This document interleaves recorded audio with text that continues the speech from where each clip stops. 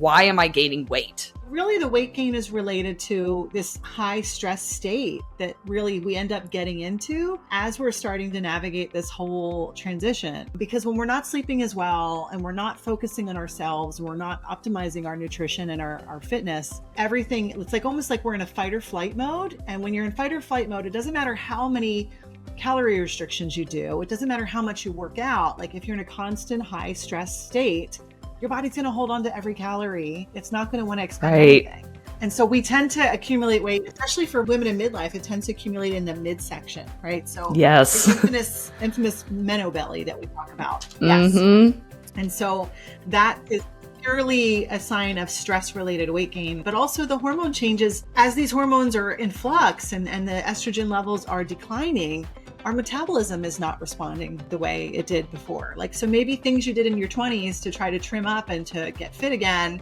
if you had periods of not being well, they don't work anymore. It's totally different. It's a whole new game in midlife that we have to kind of revisit. And I think that, you can no longer do just some cardio and just expect to get the results that you want. It's a whole compilation of things, but I think that really the important thing and the message I like to drive home to my patients is that use this time frame, like while you're suffering with these symptoms, take this as a positive thing. Perimenopause and menopause, take the word pause, bring it back to your life, and make this time period be a time where you really focus in on yourself and take the pause to reevaluate everything in your life. Do what you need to do. Like, as women, we are so very good for caring about everyone else in our lives. We are not so great about caring for ourselves and putting ourselves first.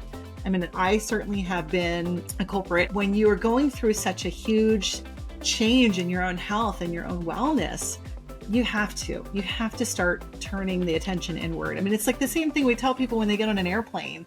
Oh, yeah. Oxygen mask on first before you help anybody else. But we don't think about that. We think, I got to do this for this person, this for that person, but you really have to put yourself first.